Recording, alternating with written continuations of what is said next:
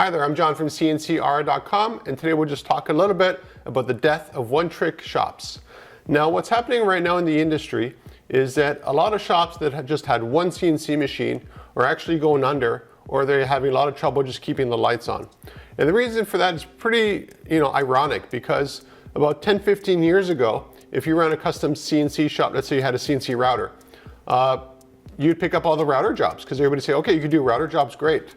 Now what's happening with the way things are now is that a lot of the shops that didn't do custom jobs are going into that industry. And that's killing all the little guys who were specialized in a specific platform. So for instance, you have cabinetry shops. Cabinetry shops have a router like this one here, and things are getting slow. So they have their overhead, they have staff, they have a ton of expenses when you do custom cabinetry. So what they're doing is they're opening up the door to custom fabrication. While before they would just ignore it and say, go see this guy because we can't deal with it. Now, the little guy does not have a CNC like this here, and therefore he's a lot more expensive. He cannot do a lot of the things that a custom fab would need to be done. And he's basically had the same machine for 15 years doing exactly the same thing. You go to the website's been the same for 10 years. It's just, he's sort of like in a bubble.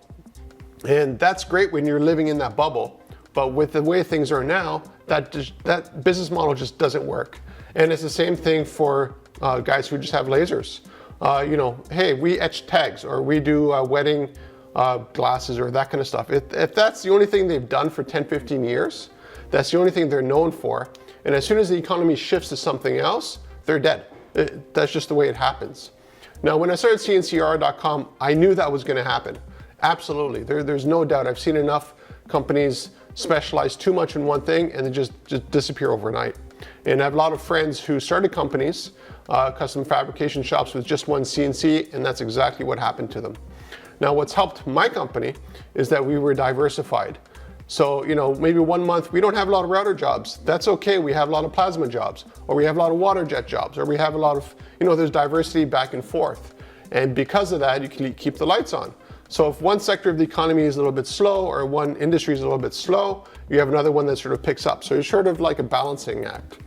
Now, what's happening right now, as I make this video, is that everything overall is dropping. And that's just the way the economy is right now. Now, the challenge for the one fab shop is they have no other spot to jump to. So if all you have, let's say, is a 3D printer, and you've been 3D printing for 10 years, let's say, customers are looking at their nickels and dimes, and they're saying, hang on a second, I could send this job to Shapeways, and Shapeways will print this for me for a third the price because they have the volume. They're specialized in 3D printing. That's a massive company, and there's no way you can compete with that. So trying to go from one industry to another when you only have one sort of skill set doesn't really help your business very much. So I guess this opens up an interesting dilemma. If everything's going down in your custom fabrication shop that just has one machine, what do you do? And the challenge with that is what used to work will simply no longer work anymore. There's just far too much competition from the really, really big guys who are very specialized, who are now going to custom, and that leaves you basically, you're dead in the water. So how can you sort of make things work?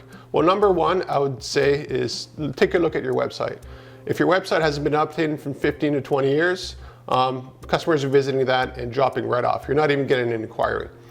For instance, CNCKing.com, I think we have 1,100 blog posts, so lots of SEO content, doing videos like this here. I wrote a book, I've written 8 books actually.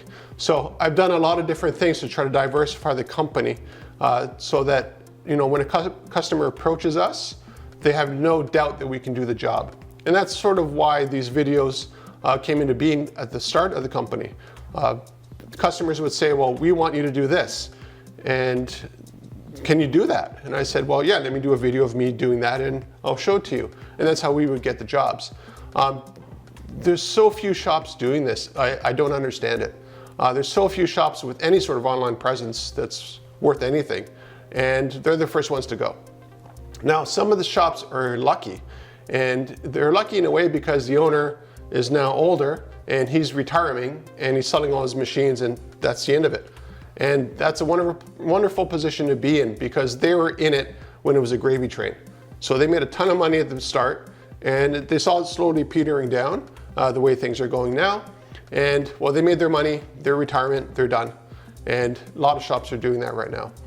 Now, when it comes to sort of promotion, I used to run sandboxranch.com, and we used to do a ton of craft shows. Almost every weekend I'd go be doing craft shows, selling custom banks, tea light boxes, all this kind of stuff. That's completely dead now as well.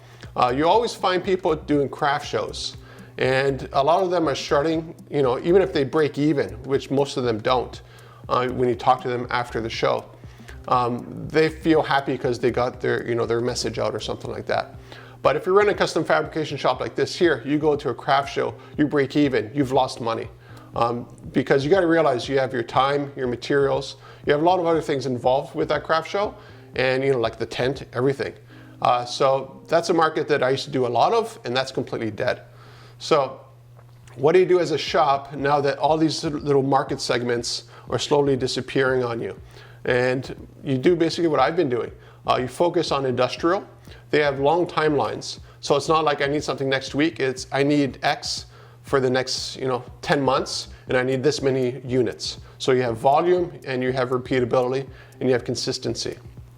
Another area you might want to target would probably be military right now, obviously. They're gonna have a ton of orders for stuff.